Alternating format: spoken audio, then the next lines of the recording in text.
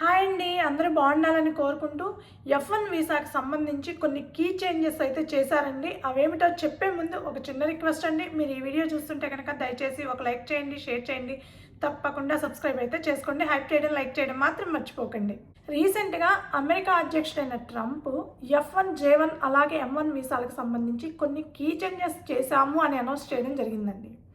So మనకి J1 M1 వీసాల మీద పెద్దగా ఎక్కువ మంది ఉండరు కాబట్టి, తక్కువ పర్సెంటేజ్ ఉంటారు కాబట్టి ఎక్కువగా F1 వీసా మీద మనకి ఇండియా నుంచి స్టూడెంట్స్ అమెరికాకి చదువుకోవడానికి వస్తూ ఉంటారు. సో అలాంటి F1 వీసాకి సంబంధించి ఎలాంటి చేంజెస్ చేశారు, వాటి వల్ల F1 స్టూడెంట్స్కి ఏమైనా ఎఫెక్ట్ ఉంటుందా అనేది నేను క్లియర్గా చెప్పాలి అనుకుంటున్నానండి.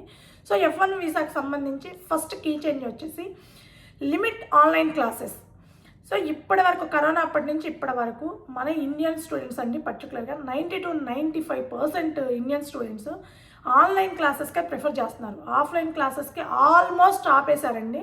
సో ఎప్పుడో ఒకసారి 3 మంత్స్కి ఒకసారో 6 మంత్స్కి ఒకసారో ఏదో గెస్ట్ లాగా విజిట్ చేయడం తప్ప ఈవెన్ ఎగ్జామ్స్కి కూడా కాలేజ్కి వెళ్ళడం అనేది ఆల్మోస్ట్ తగ్గిపోయింది. సో వాళ్ళు పార్ట్ టైం జాబులు చేసుకుంటా, ఇంకోటి చేసుకుంటా ఈ లోన్ క్లియర్ చేయాలనే గోలలో పడిపోయి కాలేజీకి వెళ్ళడం అనేది అస్సలు తగ్గిపోయిందండి, కంప్లీట్గా తగ్గిపోయింది. సో దాన్ని కంట్రోల్ చేయడానికే సో ఆన్లైన్ క్లాసెస్ అనే వాటిని లిమిట్ చేస్తున్నారు. మీరు మీ అకాడమిక్ పీరియడ్ ఎంతైతే ఉంటుందో, అంటే 2 years or 1 year or 1.5 year ఎంతైనా సరే ఆ అకాడమిక్ పీరియడ్ మొత్తంలో 50% వరకు కంపల్సరీ ఆఫ్లైన్ క్లాసెస్కి అటెండ్ అయినట్టుగా అటెండెన్స్ ఉండాలి. దీనికి చిన్న ఎగ్జాంపుల్ అండి. సో నా సెమిస్టర్ వచ్చేసి నాకు 6 months ఉందనుకుందామండి. సెమిస్టర్లో హాఫ్ పీరియడ్ అంటే 3 months కంపల్సరీ మీరు ఆఫ్లైన్ క్లాసెస్ కంటే కాలేజీకి కానీ యూనివర్సిటీకి కానీ వెళ్ళి క్లాసెస్కి అటెండ్ అయినట్టుగా మీ అటెండెన్స్ ఉండాలి. అలా ఉంటేనే మీరు అమెరికాలో ఉండగలుగుతారండి. లేదు 50% కంటే మీ అకాడమిక్ పర్సంటేజ్ తక్కువ ఉందనుకోండి, అటెండెన్స్ పర్సంటేజ్ తక్కువ ఉందనుకోండి, ఆఫ్లైన్ క్లాసెస్కి అటెండ్ అయినట్టుగా మీ వీసాని రివోక్ చేయడం కానీ, లేదా మీ స్టేటస్ని క్యాన్సిల్ చేయడం కానీ, లేదా మీ మీద ఇన్వెస్టిగేషన్ చేయడం కానీ ఇలాంటివి చేసే అవకాశాలు ఎక్కువగా ఉన్నాయి. సెవీస్ నుంచి మీ రికార్డ్స్ తీసేసినా కూడా మీరు ఆశ్చర్యపోవాల్సిన అవసరం లేదు. సో ఎవరైతే కంప్లీట్గా ఆన్లైన్ క్లాసెస్ మీద డిపెండ్ అయి ఉన్నారో వాళ్ళు జాగ్రత్తగా ఉండండి. ఖచ్చితంగా యూనివర్సిటీ ఆఫీసర్ని కలిసి మాట్లాడి ఏమైనా అప్డేట్స్ ఉంటే తెలుసుకుంటూ ఉండండి. ఆల్రెడీ యూనివర్సిటీస్కి అన్నిటికీ అమెరికాలో ఉన్న ప్రతి యూనివర్సిటీకి ఇన్ఫర్మేషన్ పాస్ అయిందండి. సో ఇకపై ఎవరైనా సరే కంప్లీట్ ఆన్లైన్ క్లాసెస్ అటెండ్ అవ్వడం అనేది కుదరదు. అట్లీస్ట్ వాళ్ళ అకాడమిక్ పీరియడ్లో అట్లీస్ట్ 50% వరకు ఆఫ్లైన్ క్లాసెస్ అటెండ్ అయినట్టుగా ఉండాలి అటెండెన్స్. లేకపోతే మీరు చాలా వరకు నష్టపోతారండి. సో ఇది ఫస్ట్ చేంజ్. రెండవది, వర్క్ పర్మిట్కి సంబంధించిన రూల్స్ కొన్ని చేంజ్ చేయడం జరిగింది. ఆల్రెడీ ఓపీటీ కంప్లీట్గా తీసేయాలని కొంతమంది బిల్లు పెట్టడం జరిగింది. కొంతమంది ఏమన్నా ఓపీటీ టైం పీరియడ్ తగ్గించాలి, 1 yearకే ఇవ్వాలి, లేదంటే 6 monthsకే ఇవ్వాలని ఇలా పెట్టడం జరిగింది. సో రకరకాలు ఓపీటీ మీద క్యాన్సిల్ చేయాలని, దాన్ని తీసేయాలని రకరకాలుగా పోతుంది ఆ ప్రచారం. అయితే అది ఇంకా డిస్కషన్ లెవెల్లోనే ఉంది. దాని గురించి పక్కన పెడితే ఇప్పుడు వర్క్ పర్మిట్కి సంబంధించి చేంజ్ చేసిన రూల్ ఏంటంటే, ఎవరైతే అమెరికాలో ఎంఎస్ చేయడానికి వచ్చినప్పుడు F1 స్టూడెంట్స్, అండర్ గ్రాడ్యుయేట్స్ అయినా సరేనండి, ఎవరైనా సరే F1 వీసా మీద అమెరికాకు వచ్చారంటే వాళ్ళు ఏదో ఒక కోర్సులో జాయిన్ అవుతారు. ఆ కోర్సుకి సంబంధించే ఓపీటీ కానీ సిపిటీ మీద కానీ వర్క్ చేయాలి. అంతే తప్ప మేము ఎలక్ట్రికల్ ఇంజనీరింగ్ చదువుతాము, ఎలక్ట్రానిక్స్ చదువుతాము, లేదా మేము ఫైనాన్స్ చదువుతాము, జాబ్ మాత్రం సాఫ్ట్వేర్ జాబ్ చేస్తామంటే ఇక్కడ నుంచి పర్మిషన్ రాదు. ఎవరికి సిపిటీ మీద ఉన్న వాళ్ళకైనా ఈ ఓపీటీ మీద ఉన్న వాళ్ళకైనా పర్మిషన్ రాదండి. సో మీరు అకాడమిక్లో ఏ కోర్స్ అయితే జాయిన్ అవుతారో దానికి ఎగ్జాక్ట్గా రిలేటెడ్గా ఉండే జాబ్ చేస్తేనే మీకు పర్మిషన్స్ ఇస్తారు, ఓపీటీ అయినా సిపిటీ అయినా సరే. లేదు మేము ఒక కోర్స్ జాయిన్ అవుతాం, ఇంకొక జాబ్ చేస్తామంటే ఇకపై మీకు పర్మిషన్ ఇవ్వరు. సో వర్క్ పర్మిట్కి సంబంధించి ఇలాంటి రూల్స్ అన్నీ ఆల్రెడీ ఉన్నాయండి. వీటిని ఇకపై స్ట్రాంగ్గా అప్లై చేయబోతున్నారు. సో ఎవరైనా సరే కంప్యూటర్ సైన్స్ చదివితే సాఫ్ట్వేర్ జాబ్ సైడే వెళ్ళాల్సి వస్తుంది, ఆటోమొబైల్ చదివితే ఆటోమొబైల్ సైడే వెళ్ళాల్సి వస్తుంది, ఎలక్ట్రానిక్స్ చదివితే ఎలక్ట్రానిక్స్ సైడే వెళ్ళాల్సి వస్తుంది, ఫినాన్స్ చదివితే ఫినాన్స్ సైడే వెళ్ళాలి జాబ్లు.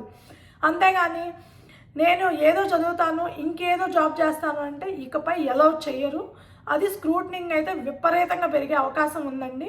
సో అదంతా చెక్ చేసి మాత్రమే మీకు వర్క్ చేయడానికి సిపిటీ అయినా ఓపీటీ అయినా అలౌ చేస్తారనమాట.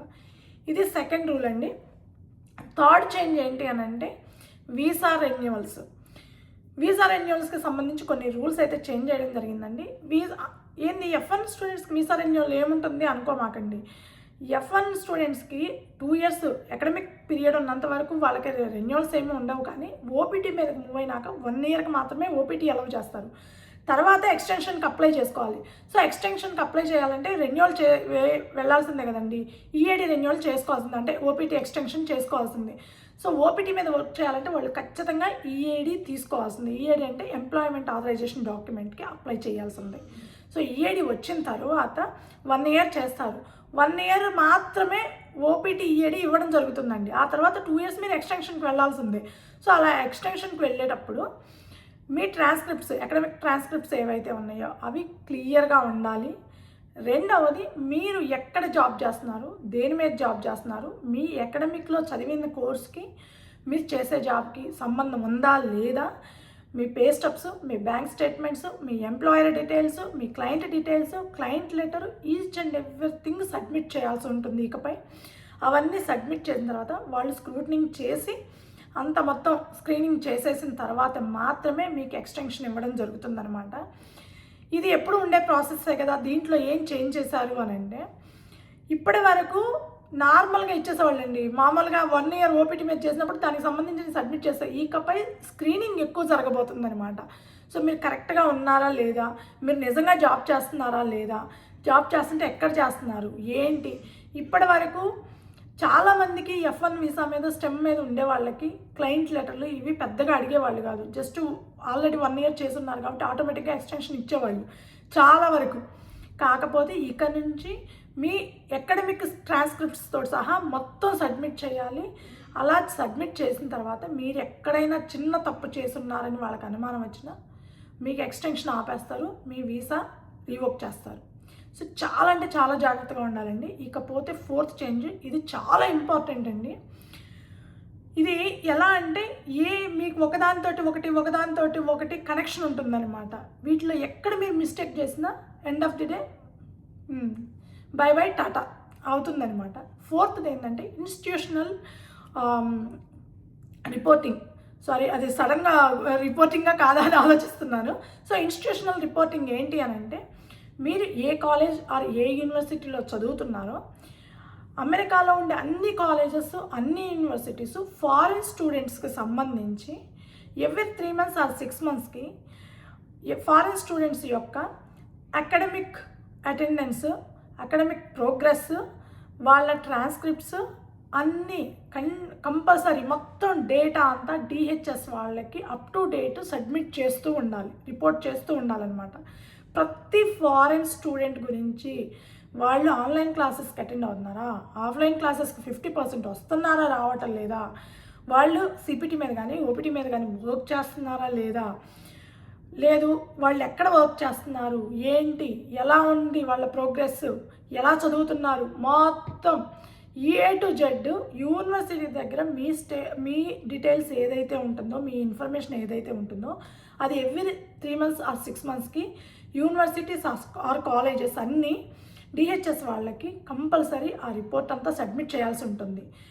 ఇక్కడ ఏంటి నేను లింక్ అవుతుంది ఒకదానికొకటానికంటే, చూడండి, ఫస్ట్ది మీరు 50% ఆఫ్లైన్ క్లాసెస్కి అటెండ్ అవ్వాలి. రెండవది, మీ వీసా రెన్యువల్ అవ్వాలి అని అంటే మీరు మొత్తం డాక్యుమెంట్స్ అంతా క్లియర్గా, జాగ్రత్తగా, కరెక్ట్గా ఉండాలి, సబ్మిట్ చేయాలి.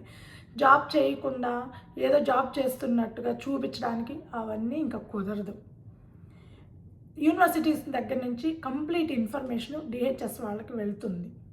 సో వర్క్ పర్మిట్ ఇచ్చేటప్పుడు మీరు మొత్తం చెక్ చేస్తారు. సో ఒకదానికి కనెక్షన్ ఉంటుందన్నమాట. మీరు ఎక్కడ ఏ చిన్న తప్పు చేసినా కూడా ఇమ్మీడియట్గా ఇమ్మిగ్రేషన్ వాళ్ళైతే మిమ్మల్ని టాటా బై బై చెప్పడం గ్యారంటీ అండి. ఎవరైనా సరే స్టూడెంట్స్, F1 స్టూడెంట్స్ అమెరికాకి రావాలనుకుంటున్నా, అమెరికాలో ఉంటున్నా, ఇవన్నీ మాకు తెలుసులే, నువ్వు చెప్పేది ఏంటి అనుకోవద్దు. సో నాకు తెలిసిన ఇన్ఫర్మేషన్ నేను షేర్ చేయాలనుకుంటున్నానండి. ఎందుకు అని అంటే చాలామంది స్టూడెంట్స్ ఈ పార్ట్ టైం జాబుల్లో వీటిల్లో పడి కనీసం మెయిల్స్ కూడా చెక్ చేసుకుంటారో లేదో నా డౌటే. సో మీరు ఎవ్రీడే మెయిల్స్ చెక్ చేసుకుంటా ఉండండి. మీ యూనివర్సిటీ నుంచి ఏమైనా అప్డేట్స్ వస్తాయా ఏంటా అనేది. ఎందుకంటే ఆల్రెడీ ఈ ఇన్ఫర్మేషన్ మొత్తం యూనివర్సిటీకి వెళ్ళింది. సో యూనివర్సిటీస్ దగ్గర ఉంది, వాళ్ళు ఏ నిమిషాలైనా రిపోర్ట్స్ పంపించవచ్చు డిహెచ్ఎస్ వాళ్ళకి. సో కాబట్టి మీ యూనివర్సిటీ ఆఫీసర్ తోటి కాంటాక్ట్లో ఉండండి. ఏమైనా అప్డేట్స్ ఉన్నాయేమో కనుక్కోండి, ఏమైనా చేంజెస్ వస్తున్నాయేమో కనుక్కోండి. దాన్ని బట్టి మీరు ప్లాన్ చేసుకొని మూవ్ అవ్వండి. అంతే తప్ప ఇవన్నీ మాకు తెలుసు లైట్లే అని అంటే ఇమ్మిగ్రేషన్ వాళ్ళు కూడా మిమ్మల్ని లైట్గా తీసుకొని ఇండియాకి పంపించేయడం ఖచ్చితంగా జరుగుతుందనమాట. సో ఇవన్నీ F1 వీసాకి సంబంధించి key changes. So F1 visa మీద ఎవరైతే అమెరికాలో ఉంటున్నారో వాళ్ళందరూ కొంచెం జాగ్రత్తగా ఉండండి. అన్ని అప్డేట్స్ అన్నీ తెలుసుకుంటా ఉండండి. తెలుసుకొని దాన్ని బట్టి మీరు మూవ్ అవుతూ ఉండండి. సో మీరు కెరియర్ని హ్యాపీగా బిల్డ్ చేసుకోవడానికి యూస్ఫుల్ అవుతుందన్నమాట. ఇదండి F1 వీసాకి సంబంధించి మేజర్ చేంజెస్. ఈ వీడియో మీకు నచ్చుంటే కనుక దయచేసి ఒక లైక్ చేయండి, షేర్ చేయండి, తప్పకుండా సబ్స్క్రైబ్ అయితే చేసుకోండి. Thank you.